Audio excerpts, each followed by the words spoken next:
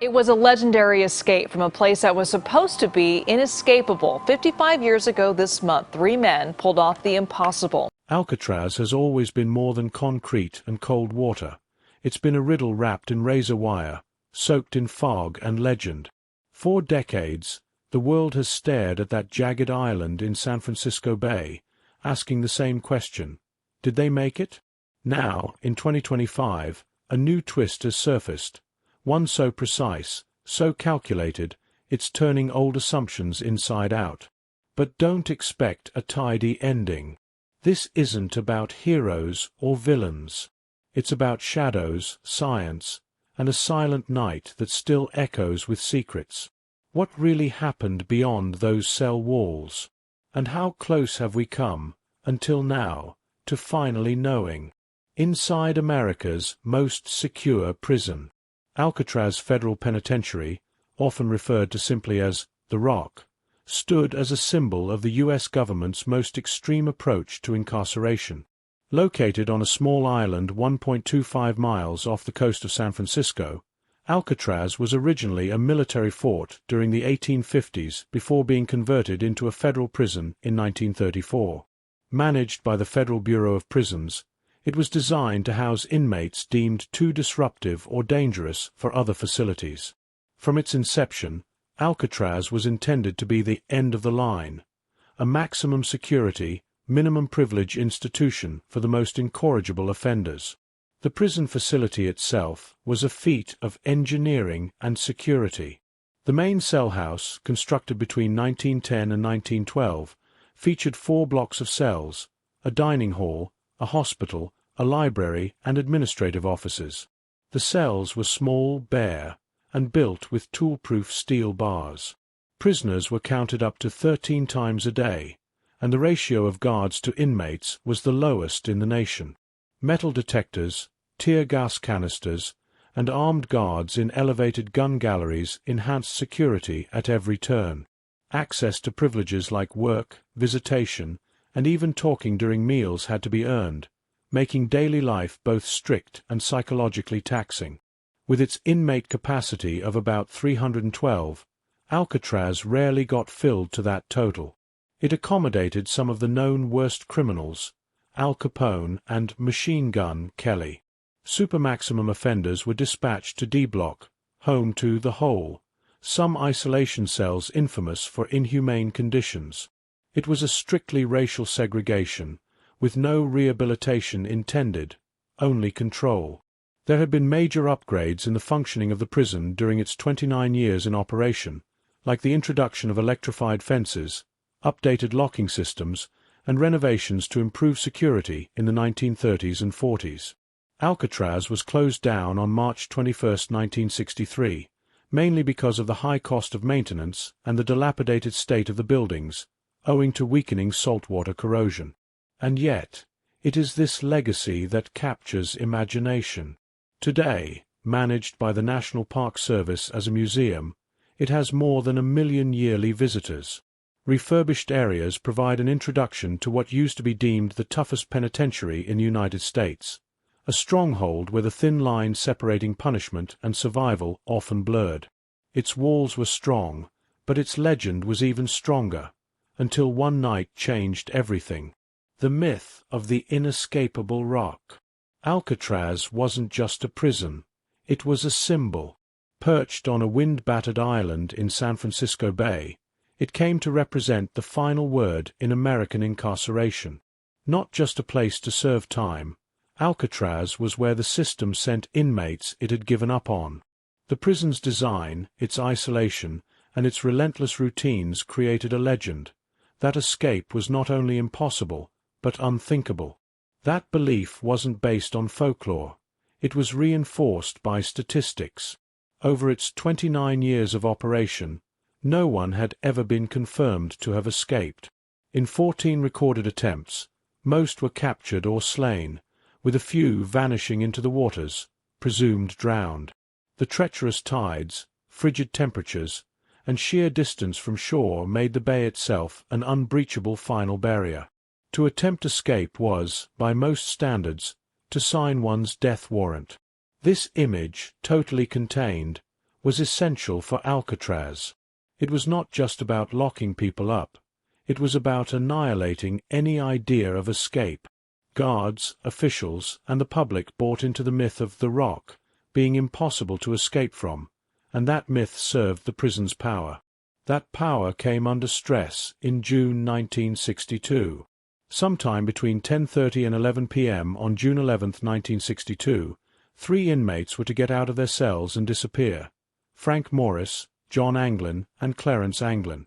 The escape caused an introspection. The moment Alcatraz was said to be outfoxed even once, it was taken off its pedestal. The psychological aftershocks were immediate. Once there had been a fortress, now there was only mystery. But this time, unlike others, the enigma lingered on. Now, the lack of a definite conclusion planted seeds of doubt, then fascination, and finally a tale grander than the prison itself. To this day, the 1962 escape is not merely an event. It is a fulcrum in the mythos of Alcatraz. The question of whether those men lived or died remains a mystery. What is known is that their very disappearance cracked America wide open from a myth she'd carried for decades. That crack in the rock allowed the legend to seep away. Frank Morris, the genius behind the plan. Frank Lee Morris was far from an average inmate. He was a seasoned criminal with a brilliant mind and a history of escapes, the kind of man Alcatraz was specifically built to contain. Orphaned at age 11 and convicted by 13, Morris spent most of his youth moving between foster homes and institutions. His early life of instability hardened him, but it also sharpened his instincts. With a criminal resume that included armed robbery, substance possession, and multiple successful escape attempts, Morris was transferred to Alcatraz in January 1960 after fleeing the Louisiana State Penitentiary. From the moment he arrived, he was already thinking about how he would leave. Once at Alcatraz, Morris was placed near fellow inmates John and Clarence Anglin, as well as Alan West, all of whom he had previously encountered during time served at other prisons. With their cells side by side, the men could whisper to each other at night, quietly forming what would become one of the most calculated escape teams in history. Morris naturally assumed the role of leader. His intelligence and prior experience escaping prison made him the architect of the plan that would ultimately shake the reputation of Alcatraz to its core. Unlike others who had tried and failed, Morris aimed for flawless execution. The group spent months hacking away at the salt damage of concrete beneath the vents under their sinks. They had stolen metal spoons, discarded saw blades, and homely built the drill powered by a vacuum cleaner to make holes in the deteriorating concrete material. Morris produced papier-mâché grills painted with stuff he stole from the library and maintenance shop to mask their activities. Even the sounds of their drilling have been dealt with. Morris played his accordion during music hour, using its wheezing sound to cover the noise from the digging activities. There is no improvisation here. Most definitely, there is planning, testimony that indeed Morris is tactically brilliant. The very act of breaking free was not merely a prison breakout, but rather a direct challenge to the myth of Alcatraz's invulnerability. By sewing together more than 50 raincoats into a 6 by 14-foot raft and life jackets, using hot steam pipes to seal the hunk of rubber, Morris and the Anglin brothers defied even gravity. They even converted a concertina into a makeshift air pump. They officially supposedly drowned, but no bodies were recovered, and 2013 letter contains some compelling evidence to the contrary. Whether Morris died in the bay or lived a secret life in hiding, his escape was undeniably the cleverest escape in Alcatraz's 30-year history, proving that even the rock could be cracked. The Anglin brothers. John and Clarence Anglin were more than just 2 inmates serving time. They were brothers bound by hardship, loyalty, and a relentless desire to be free. Born into a poor farming family in rural Florida, they were part of a large brood of 13 siblings and grew up learning how to survive together. That bond of brotherhood became the foundation of their infamous escape from Alcatraz. Their lives of crime, mostly centered around bank robberies, landed them in the Atlanta Penitentiary, where their repeated escape attempts became such a problem that prison officials finally sent them to Alcatraz, the supposed end of the line for troublemakers. It was at Alcatraz that the Anglins were reunited with Frank Morris, whom they had met in earlier stints behind bars. The brothers were placed in adjacent cells next to Morris and Alan West, which allowed them to communicate and collaborate covertly. With Morris as the brains of the operation, the Anglin brothers became indispensable hands in the escape effort. Over months, they helped dig holes through decaying concrete, using metal spoons and saw blades. While Morris led the engineering side of the plan, the Anglins worked on logistics and concealment, making papier-mâché vent covers to disguise the holes and gathering materials from their prison labor assignments. That, too, basically, helped them in preparing the escape equipment for their escape.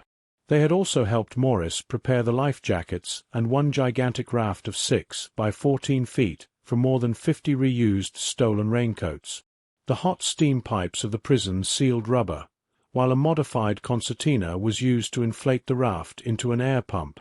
Important, too, to know the daily activities of the prison and accessible materials through the factory system. But every movement they made was calculated. The course taken was carefully shielded from another well-built illusion, including the iconic dummy heads they helped sculpt from soap, toilet paper, and real hair swept from the barbershop floor. The events that followed their disappearance are among the most fascinating mysteries of American criminal history. Evidence has surfaced supporting the idea of the two brothers having lived even after the 1979 legal pronouncement of their deaths. Besides the 2013 letter claiming they had been hiding, there were alleged Christmas cards from the brothers confiscated, and even a 1975 picture that seemed to show them in Brazil. BBC interviewed prison officers and family reminisced about this incident as shocking and eerily quiet. There were no sounds, no alarm raised by night. If the Anglins survived, they pulled off not just a physical escape, but a psychological one, dimming out of a prison made to be inescapable, and out of even history itself. Crafting the illusion. The brilliance of the 1962 Alcatraz escape wasn't just in the digging or raft building, it was in the illusion. One of the key elements that allowed Frank Morris and the Anglin brothers to vanish undetected was the creation of eerily lifelike dummy heads. These decoys were so convincing that they fooled guards doing regular head counts. Sculpted from a bizarre mix of soap, toothpaste, and toilet paper, the heads were carefully molded to resemble sleeping inmates. The escapees painted them in flesh tones using art supplies stolen from the prison maintenance shop and topped them with real human hair, swept from the barbershop floor. These heads weren't just clever, they were critical. During nightly checks, guards didn't physically shake prisoners awake. They simply looked into cells for movement. The dummies, placed on the pillows and partially hidden under blankets, gave off the perfect illusion of slumber. To complete the deception, the escapees bundled clothes and towels beneath the sheets to mimic the shapes of sleeping bodies. The effect was so flawless that it wasn't until the morning roll call on June 12 that the guards realized something was wrong. By then, the trio had been gone for hours. Deception went beyond the dummy heads and included caverns extending into the walls. The prisoners used cardboard and papier-mâché covers made from torn magazine pages from the prison library to make holes that had been being dug for months. All the while the prisoners were camouflaging the holes. These fakes resembled the air vent grills at the back of their cells. These false grills blend well into the wall, hiding behind them the escape route, which Hale's gaping. The guards, peeking into the cells, would just see what would seem to be an absolutely normal sealed vent, where, in reality, a tunnel to freedom waited behind. The more remarkable thing about the illusion is its resonance with a larger tradition of psychological warfare behind bars, the art of deception cultivated by desperate men in desperate places. In fact, all over the world, deceptions have aided in imprisonment breaks, from letters smuggled in hollowed-out books to false uniforms sewn from laundry scraps. Yet, few will compare to the Alcatraz ruse in terms of detail and showmanship. The FBI agent who worked on the case, Michael Dyke, remarked, "They didn't just dig out, they rehearsed a performance. indicating that the escape involved the psychological as much as it did the physical. The escapees set a scene that beguiled not only the guards but the entire prison system. Their cells became a stage on that night, and for a few hours, the escapees were actors playing the ghostly role of disappeared. But deception was only the beginning. The real escape began beneath the surface. Digging to freedom. The foundation of the Alcatraz escape plan was literally carved into the crumbling infrastructure of the prison. Frank Morris, John and Clarence Anglin, and Alan West exploited a critical vulnerability: salt-damaged concrete behind the air vents beneath their sinks. Over several months, the men slowly chipped away at the weakened material using tools that were as simple as they were ingenious. They stole metal spoons from the dining hall and repurposed discarded saw blades. Even more impressive was their homemade drill, crafted from a vacuum cleaner motor. Bit by bit, night after night, they carved escape tunnels that would open into an unguarded maintenance corridor. What made this feat possible was not brute force, but extreme patience and surgical precision. The men worked carefully to avoid detection, placing cardboard covers and papier-mâché vent grills over the holes during the day. These grills were painted to match the wall using art supplies from the prison library, allowing them to blend in flawlessly with the surroundings. The escapees coordinated their digging to coincide with music hour, a daily period when instruments could be played. Morris's accordion, noisy and wheezy, masked the sounds of scraping and drilling, transforming the cell block into a covert construction zone. Once the holes were large enough to crawl through, the escapees entered the unguarded corridor and went upstairs to an empty upper level of the prison, where they built a hidden workshop. Here they stored materials and worked on other escape elements, the raft and paddles. Entering this section was made easier due to the deteriorating conditions of the prison, which sits on the relics of the former military fortifications. Some old prisoners and later investigators would recall how the foundational layers of Alcatraz were rotting and breaking up, just giving those few men an edge to work undisturbed in those old-sized maintenance tunnels. One of the most crucial final errands was to access the ventilation shaft at the very top of the block. The men climbed 30 feet using plumbing pipes and pried the vent cover. Then, to avoid suspicion, they molded a false bolt out of soap and sealed the grate. Yet another instance of spare detail.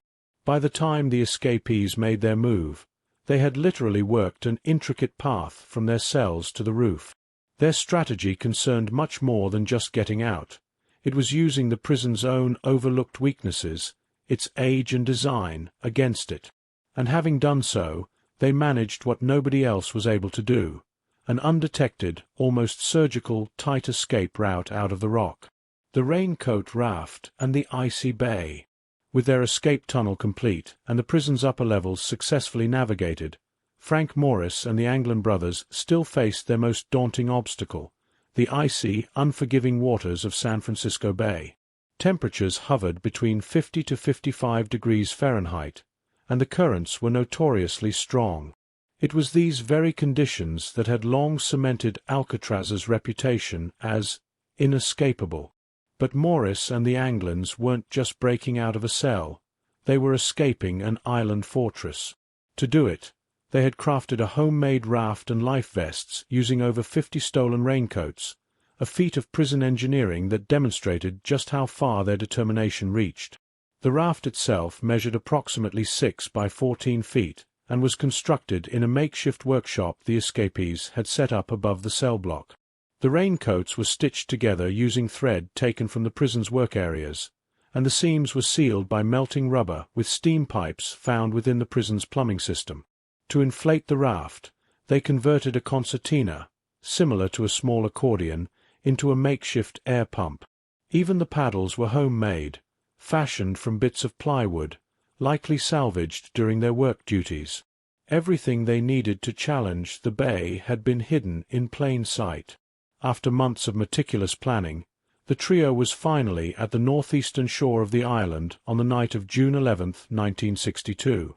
There, they inflated and launched the raft into the darkness, welcoming the chance to travel to the distant, under 2 mile away Angel Island. While the escape went silent until the next morning, it slowly gave away clues about its journey. A paddle was uncovered by the Coast Guard on June 14th. On the same day, a sealed parcel containing the Anglin brothers' personal effects was found. 1 week later, pieces of the raft drifted ashore by the Golden Gate Bridge, followed by a homemade life vest. However, these materials have failed to produce a trace of the men. Numerous officials, such as the prison warden, continued to be convinced that the escapees had drowned. "You hear the wind, don't you? And do you see the water?" asked then-warden Richard Willard in a BBC interview. "Do you think you could make it?" Chambers believed, however, that the sophistication of the raft and precision of the escapees led to the conclusion that they might have survived. Subsequent scientific analyses had further indicated that if at all the escape were launched during a narrow tidal window, such an escape could be successful. Whether the bay swallowed them or they made it to freedom, the raincoat raft remains the most innovative symbol of defiance against the most secure prison America had ever built. Allen West, the man left behind. Allen West was originally one of the 4 inmates who helped plan the great Alcatraz escape, but he ultimately never made it out. A long-time prisoner at Alcatraz since 1957, West had known Frank Morris and the Anglin brothers from previous prison stints, and their shared time in neighboring cells allowed them to hatch the plan together. West was involved in every stage, chiseling through the weakened wall behind his sink, helping gather materials for the raft and dummy heads, and contributing to the construction of the escape route.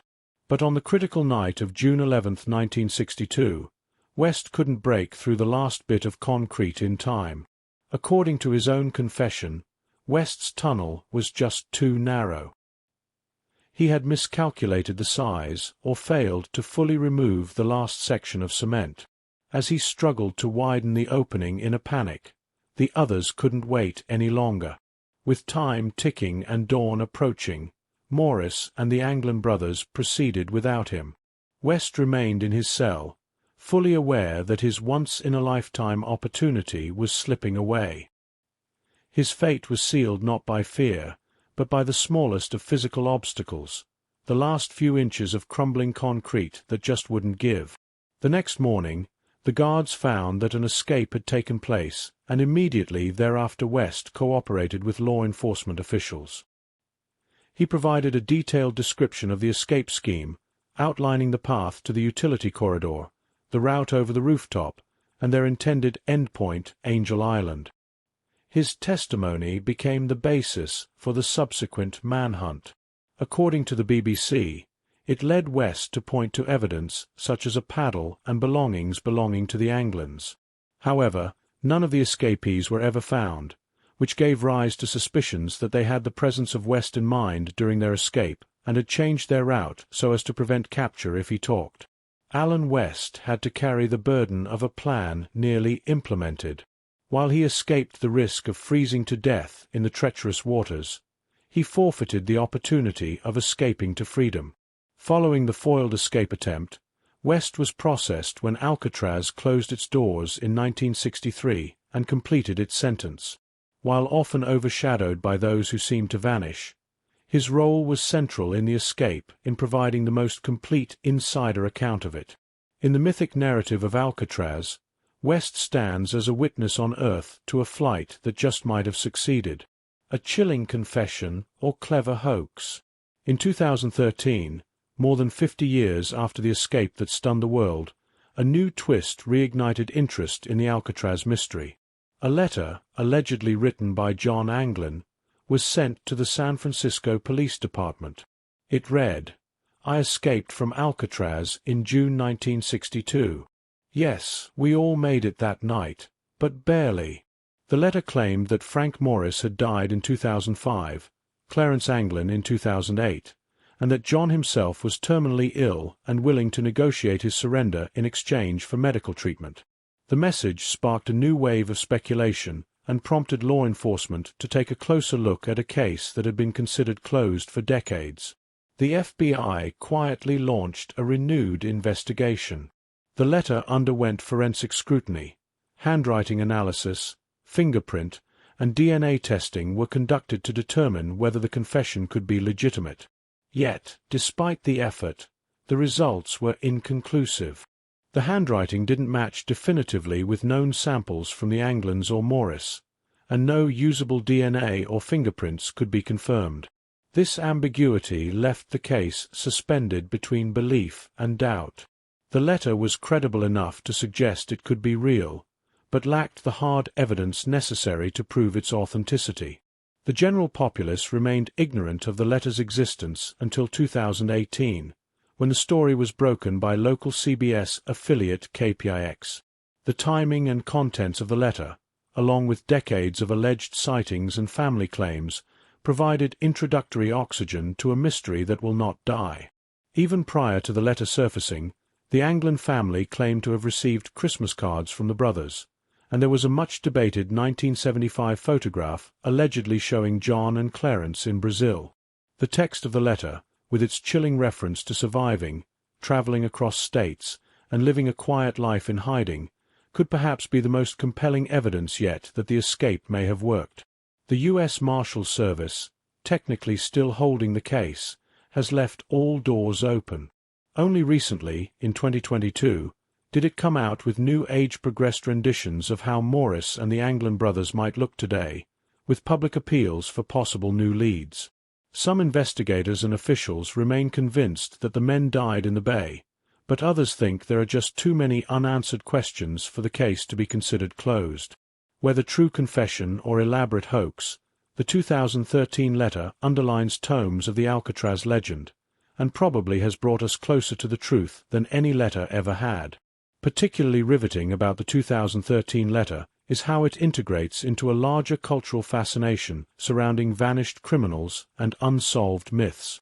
In our time of maximum surveillance, near-absolute digital footprints, and mostly low public interest, it seems almost mythological that three men might have disappeared after committing a crime, blending into the shadows for decades, so to speak. The aforementioned evokes romanticized legends of many. D.B. Cooper. Why not Billy the Kid? Criminals turned popular culture folk. An old adage, when the underdog could beat the system, people love a good mystery, quotes Michael Dyke, a former U.S. Marshal, during one of his interviews in 2016. This attraction is not only because of the theory that these men might have survived, it also speaks to the very philosophy of a few rotten cracks in an otherwise rigid institution, where a slip of freedom remains possible. Just when the trail seemed cold, science found something the myths never could. Science versus skepticism. For decades, the prevailing belief held by prison authorities and federal investigators was that Frank Morris and the Anglin brothers didn't survive their escape attempt from Alcatraz. The cold, swift waters of San Francisco Bay were seen as an impenetrable natural barrier. Warden Richard Willard echoed this sentiment during a 1964 BBC interview, asking pointedly, "Do you think you could make it?" Like many at the time, he believed that even if the men had managed to leave the island, the water would have claimed them. It was this belief that supported the FBI's decision to close the case in 1979, declaring the escapees legally dead. But in the decades since, that hard line has been increasingly challenged by science. In 2014, a group of Dutch researchers used advanced computer modeling to reconstruct the tidal conditions of the night of June 11, 1962. They found that if the escapees launched their raft between 11 p.m. and midnight, a window that coincides with the estimated time of departure, they could have been carried by the currents toward Angel Island. This simulation contradicted the long-standing narrative that the waters were insurmountable, offering a feasible survival scenario if the men were precise in their timing. The scientific leap rekindled interest